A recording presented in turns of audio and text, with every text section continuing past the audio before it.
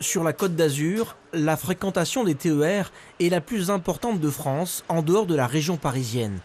Beaucoup d'usagers qui vont travailler en train et qui se plaignent d'un manque de fiabilité.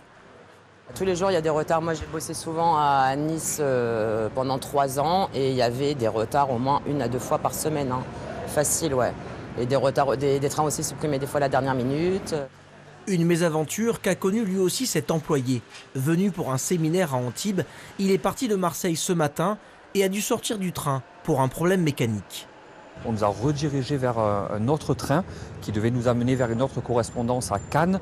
Sauf que le second train qu'on a pris était en retard. Du coup, on a loupé la correspondance à Cannes et on s'est retrouvé avec un troisième train une demi-heure après. Et au final, on a 2 heures de retard. Quelle heure il est 2 heures de retard tout pile.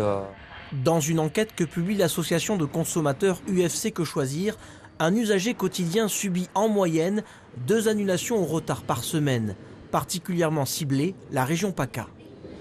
Cela est dû à un manque de personnel, à des problèmes sur le matériel roulant qui peut se révéler indisponible parce que des réparations n'ont pas été effectuées ou parce que simplement les commandes de matériel roulant ne sont pas encore arrivées. En 2025, des améliorations sont attendues dans le sud-est de la France.